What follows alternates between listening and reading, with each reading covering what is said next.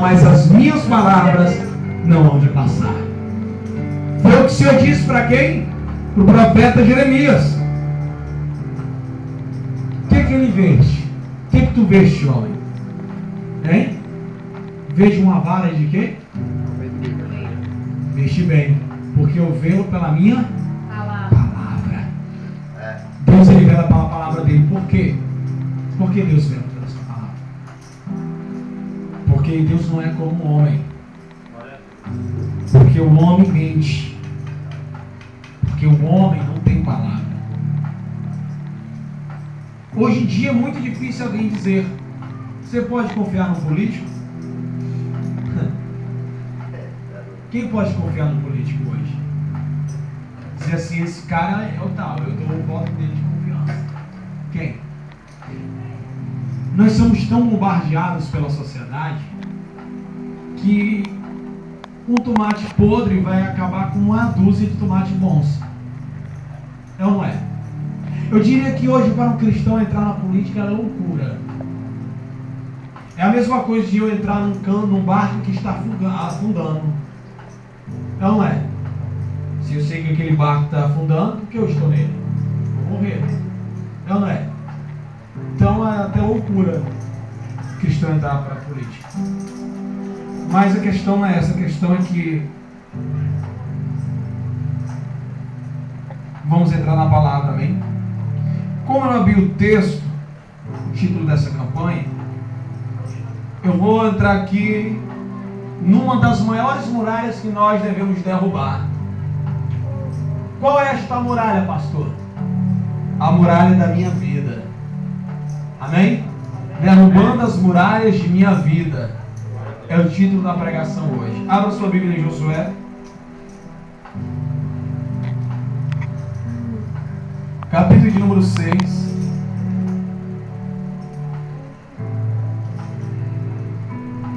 Versículo 1 ao 5.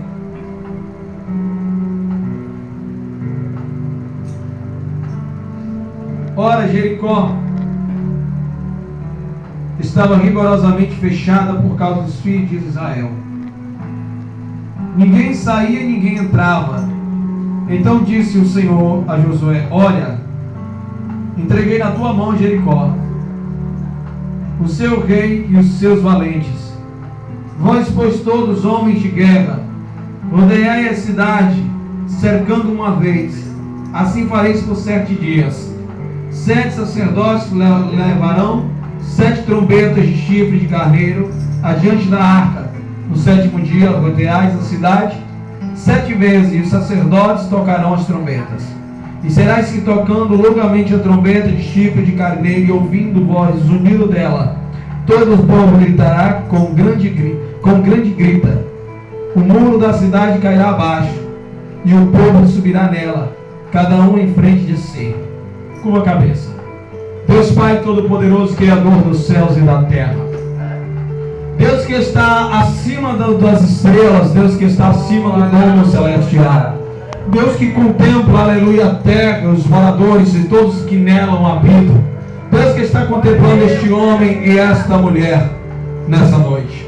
Deus que conhece a minha vida, conhece a vida deles, conhece a vida de todos que estão aqui. Deus que conhece o mais profundo do homem.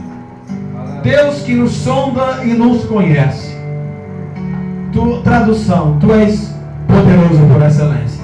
Abençoa, Deus, todos nessa noite. Dá a tua palavra como cheiro suave em nossas narinas e usa este humilde pregador na tua presença. Que tudo que é do homem desapareça, suma, caia por terra. E tudo que é de Deus agora renasça, brote como uma flor em meio ao deserto, como uma nascente de água no meio do deserto, como uma chuva temporão e seróia, a qual serve para regar a terra. Abençoa todos nessa noite em nome de Jesus. Pode sentar glorificando ao Senhor.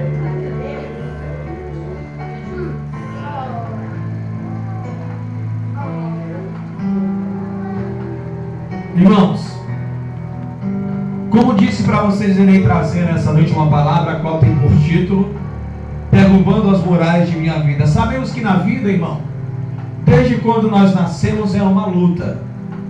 Como assim, pastor? Desde que nós nascemos é uma luta, lógico.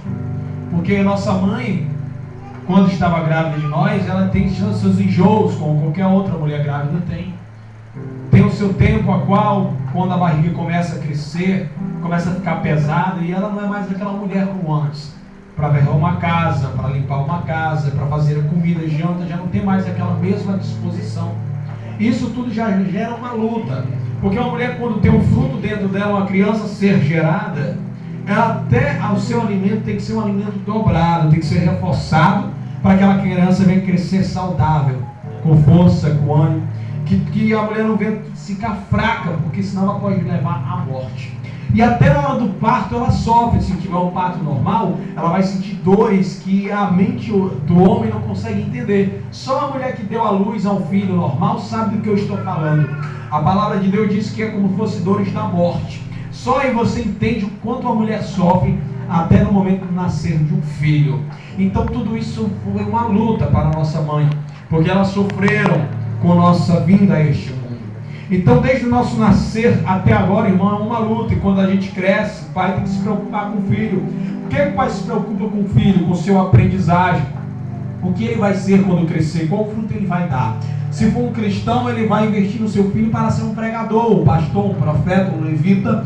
E isso é o que qualquer pai cristão sonha, ver o que ele se dedicou na sua carreira cristã, ver através dos seus filhos. Isso se chama-se o quê? Legado, de pai para filho. Embora que ele parta, mas ele deixa o legado sobre esta terra. Assim nós vemos dentro das escrituras muitos homens de Deus que tiveram a sua parentela, tiveram filhos que levaram as suas raízes do cristianismo adiante, que levaram as suas raízes da palavra adiante. Se eu vou citar aqui, não tem termos, horário para compreender quantos dos homens tiveram a sua parentela até chegar a uma conveniente espiritual, ou seja, uma hermenêutica através desse assunto. Mas o que eu quero trazer nessa noite é como nós derrubaremos as muralhas. Então eu quero começar nessa noite, porque Deus ele vai falar comigo, contigo, extraordinário, com base nesse texto.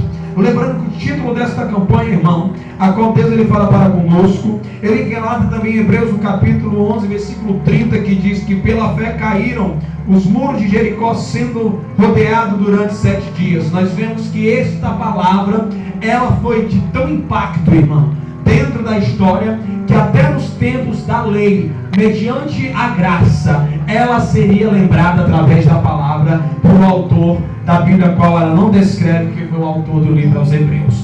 Mas ele relata que pela fé Josué e os demais jovens venceram a muralha de Jericó. Então aqui ele já abre uma aspa para a gente entender que há uma ferramenta adequada para nós vencer as dificuldades. Há uma ferramenta adequada para nós vencer as muralhas, vencer as lutas que nos cercam, nos arrodeiam, as lutas que vêm de encontro à nossa vida, seja no trabalho, na escola, para quem estuda ou para quem trabalha, ou na tua vida, no dia a dia, dentro da tua casa, dentro do teu lar, ou até mesmo no meio da tua família.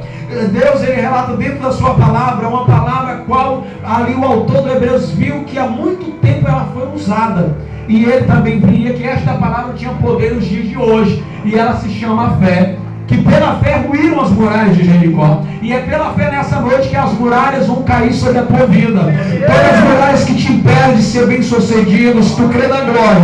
Todas as muralhas que te impedem de ser um cristão próspero sobre essa terra, abençoado. Não digo só próspero de ouro e de prata, irmão, mas eu falo próspero também, irmão, de sabedoria. Porque a melhor obra que o Senhor, o ser humano, tem sobre a sua vida se chama a sabedoria. O homem que tem a sabedoria, irmão, é um homem prudente, um homem que anda em retidão, um homem que anda segundo a palavra do Senhor. Porque quando Salomão, ele que sendo o pai da sabedoria, ele declara, irmão, uma coisa que muitos não tinham a sua postura e integridade de que ele pediu ao Senhor. Quando ele olhou para o tamanho da dimensão de que era o exército de Israel, ele disse: Senhor, eu te peço uma coisa. E Deus disse: pois se tu pede, eu te darei, porque eu fui com teu pai Davi. E ele diz: pede-me que eu te darei. O que queres que eu te faça? Ele diz: Senhor, eu te peço, não é ouro e nem prata, mas eu te peço sabedoria para reger o teu povo. Salomão sabia o tamanho da dimensão que que era o exército de Israel,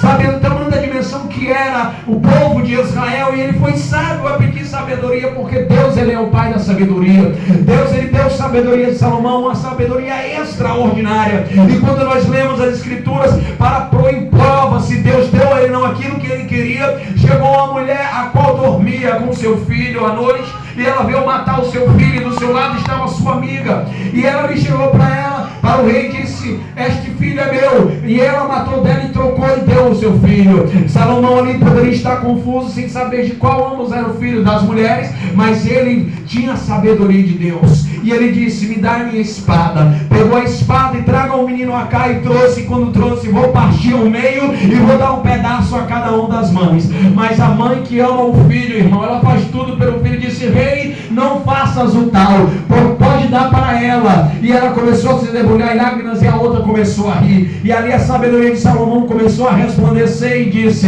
pode entregar o filho a esta mãe que chorou. E ela: como rei, você vai dar para ela? O filho é meu. Não, o filho não é seu, porque se fosse seu, você não estaria em chocarrice, rindo, debochando, você estaria em lágrimas como esta mulher. E ali Salomão começou a crescer no reino com sabedoria e administrar o que o Senhor tinha entregado nas suas mãos. Esta é a fé que começa a reger dentro do homem. A primeira coisa que tu deve reger dentro de você, irmão, é pedir a Deus pela sabedoria. Muitos pedem carro, casa, bens financeiros, coisas que trazem satisfação carnal, não espiritual, mas Deus, ele dá algo que nós devemos ter: a sabedoria, porque é com sabedoria que Deus vai te dar discernimento para tu saber administrar aquilo que Deus entrega nas tuas mãos.